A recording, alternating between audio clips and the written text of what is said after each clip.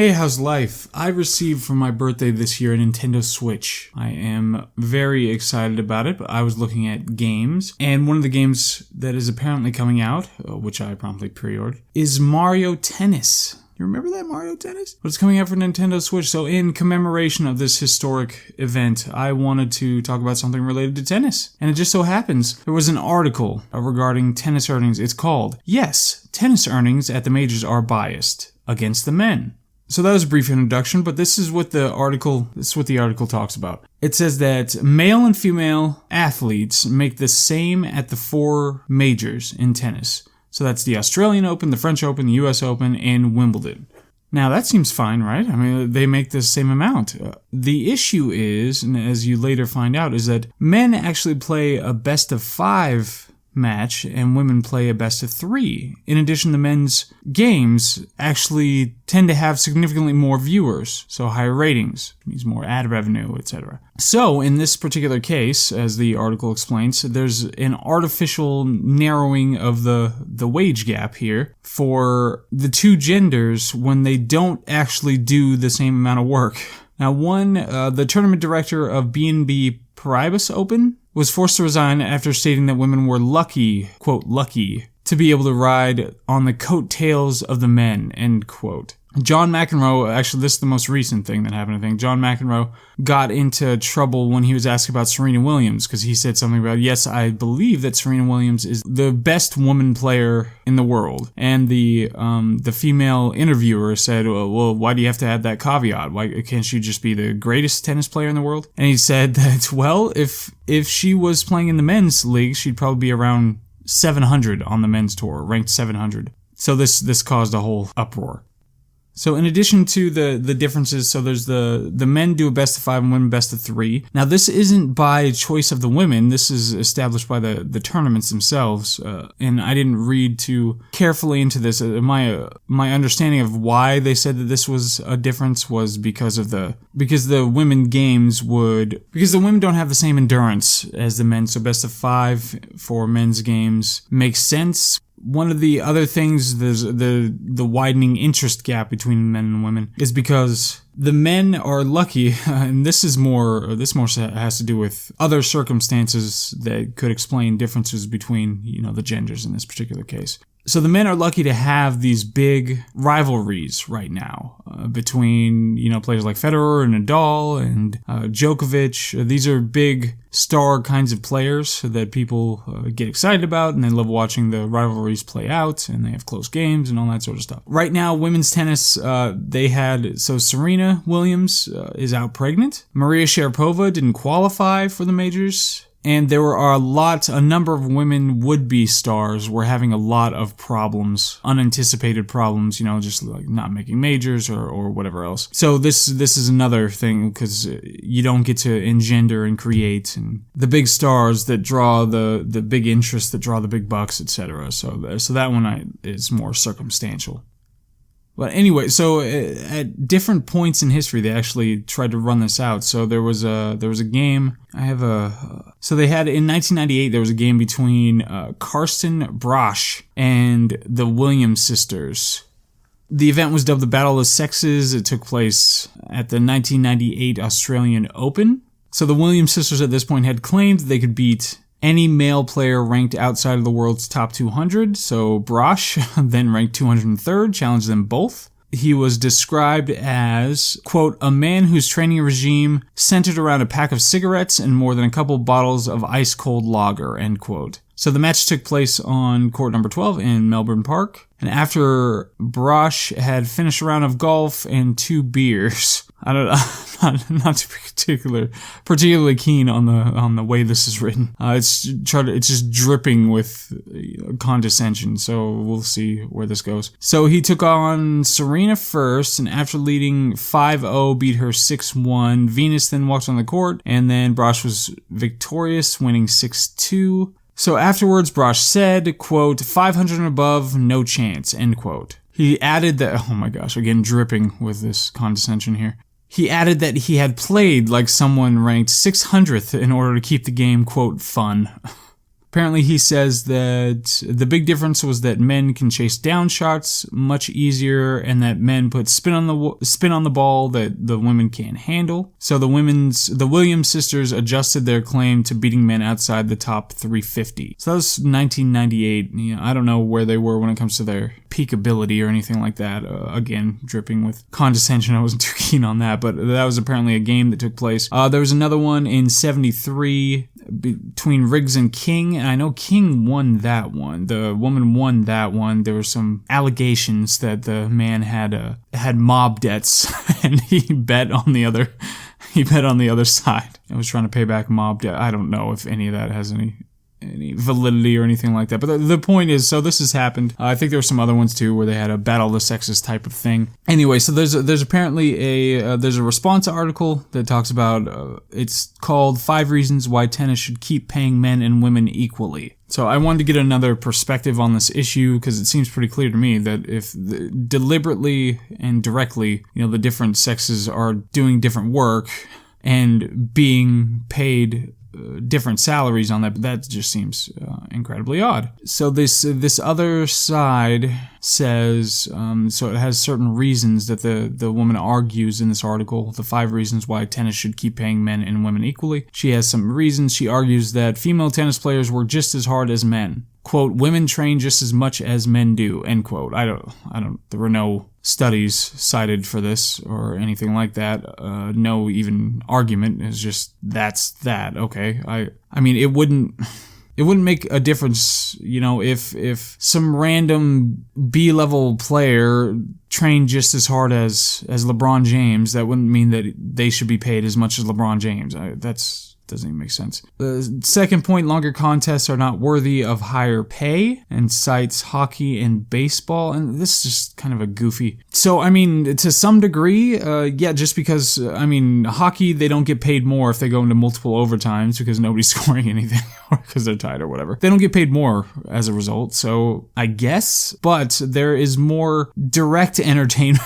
So it's different between like hockey and baseball where they end up having to go into further innings or more overtimes because the score's tied, versus tennis where it's deliberately structured so that the men play best out of 5 and the women play best out of 3. So this is a little different. It's a little different. Third point, it's a myth that fans are always more interested in men's tennis. And she says sometimes women are more popular. This seems to be conceding that it's okay to base it on popularity. It's just women are more popular sometimes. So great. So pay them more when they're more popular and pay men more when they're more popular. It just happens to be the case that the men matches are more popular more of the time. So apparently it's okay to base it on popularity. It's just you have to switch it back and forth, I guess. I don't really get it. These are some of the most vacuous points I think I've seen in an article trying to argue anything. What am I saying? I've read so many stupid articles, so maybe not quite that much, but it's not great. Fourth point, men get paid the same as women in figure skating and gymnastics. Okay, and so do men and women in chess, I'm sure. It's just... So figure skating and gymnastics, those aren't built on strength and competition against each other that's related to strength. So I can see that being the case, that, whoever's just the bigger star gets the more money in those two. That's perfectly fine. Number 5, the fact that women's sports are sometimes less popular is a vicious cycle. So the lack of sponsors and media makes them even more or less popular, something like that. And there's something about, they're just asserting that the females are just as talented, just as exciting to watch. Again, no studies. And something about equal pay for equal work, which is exactly the problem that the original article was citing with tennis, is that it's not equal work. And you already conceded that it should be based on popularity, so therefore, you should be paid as to your value. So I don't know. I didn't see a whole lot of... valid arguments in that. But so just to summarize here, so we've got one side saying that artificially creating an equal wages based on gender is a problem. that people should be paid based on the value that they bring. And this is, kind of the classic economic argument. And the other side was saying that women train just, I don't know, because I don't know if their argument is that women bring the exact same amount of value as men do to any given sport, and therefore they should be paid the same, or that they should be paid the same simply because they have different genitalia, like they're the complementary genitalia, so therefore they should be paid the same, because there's no argument here for, like, within the sexes, of equalizing pay within the sexes. Like, say some man who's just terrible and doesn't get any viewers and doesn't get any sponsors and is paid virtually nothing, and say, look how much Djokovic is getting, and this is unfair, therefore let's normalize their two incomes. I don't see that. So I'm not quite sure. But let's move on to the analysis here. So number one, you wouldn't, imagine, because the question really is its value. If they're being misvalued, like if the women are getting just as much interest and have the great rivalries and all that stuff, they're bringing demonstrable equal value and they're not being paid the same amount, then there's a problem. There's a serious problem. And it's illegal in most cases. So, but just if it's clear in something like a salesperson, if a salesperson works only on commission and they sell a whole bunch of stuff and therefore get a whole bunch of money, and another salesperson does not sell anything and doesn't get a whole bunch of money, then we don't say that, we should equalize those pays, but it's the same thing when it comes to like playing tennis or any other sport or anything like that. So I just think because it's more nebulous, because you can kind of claim plausible deniability in understanding how the way economic value works, then it's more likely to be challenged. Okay, let's go through, and let's lab it. I did not plan that. Apparently, limitations, anchor, bias. I didn't realize that that's an acronym, but I just have it in my notes right here, written down in shorthand. So let's lab it. So limitations. What limitations do I have? I don't play much tennis. I've only played a couple of times. I watch tennis sometimes. I love Mario Tennis. I'm going to be getting that on June 22nd. What? I'm not formally trained in statistics or economics. I don't know a whole bunch about the way the tennis pay works in these majors. I just take it from the two articles that talk about it. I read some other articles too, but these are the two that I picked. But apart from this, I haven't taken much interest in this at all. And then when it comes, like I said, no formal training in economics, so I don't know that I can speak all that effectively to those areas. Okay, so the Socratic anchor, how heavy is it going to be? How complex is this issue? It's got, there are, probably a couple hundred people involved with making the decisions about how much people are going to be paid for, how much tennis stars are going to be paid for the majors. I don't know how many people there are, but probably quite a few, which involve millions and billions of neurons that are interacting with environmental factors to help them or determine what they're going to be deciding on this given issue. So it's relatively complex. Plus, you have to deal with the entire spectrum of male and female athletes and who's good and who's not, and all the different popularity metrics that you're going to get for any individual athlete, like, their attractiveness, their personality, how they respond in interviews, all that sort of stuff, their background, etc., etc., etc. All that's going to impact their popularity, which is going to impact this argument about how they should be paid. So it's going to be pretty complex. I mean, not the most complex thing in the universe, but it's certainly going to be pretty complex. Trying to figure out what the correct answer is in this particular case. So when it comes to bias, what kind of biases do I have? Now, I'm a man. I happen to be born with a certain structure of genitalia and certain chromosomes, and I could be wanting to assert in some way kind of protagonist status of life to say that, men must lead because we're stronger, and I'm really just trying to establish us as protagonist of this particular story. So that's a possibility. What other biases? If I champion kind of free market economics in this particular context, letting the market decide who has what value based on how many people watch, etc., then I'm advocating, even though I don't believe in it, I'm advocating some kind of a free will, freedom kind of thing, kind of issue. I don't believe in free will is what I'm saying. But I'm saying that personal responsibility, personal ability, that's what's important, is what you can do personally, if given the same opportunities as everybody else. Obviously, if I don't think there's such thing as free will,